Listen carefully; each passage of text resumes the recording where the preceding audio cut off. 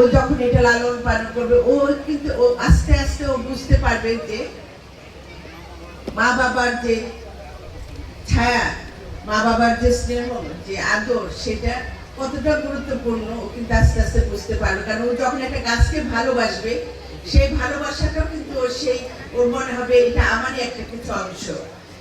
এই যে একটা প্রকল্প নেওয়া হয়েছে,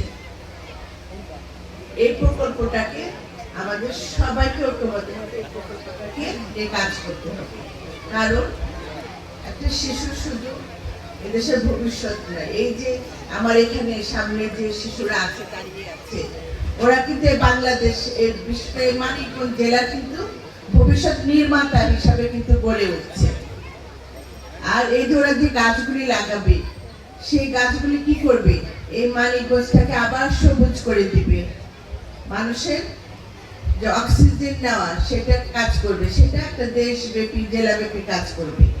আমাদের এই যে স্কুলে, প্রাইমারি স্কুলে যে শিশুরা আছে, এদের জন্য কি আপনারা তো শুনেছেন ইতিমধ্যে আমাদের মাননীয় প্রধানমন্ত্রী জনাব তারেক রহমান এদের যাতে সুন্দর ভবিষ্যৎ করা যায়, এদের যাতে স্কুলের ড্রেস থেকে শুরু করে ওদের ব্যাগ, ওদের খাওয়া দাওয়া সব কিছু কিন্তু উনি এই বর্তমান সরকার সেটা ব্যবস্থা করছে।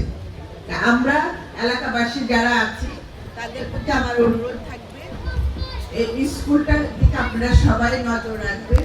স্কুলে যেন কোনোভাবে, আমি আগেও বলেছি, এটাকে কোনোভাবে দলীয়করণ করা যাবে না। সবার সন্তানরা স্কুলে পড়াশোনা করে, স্কুলের পরিবেশ ভালো রাখতে হবে।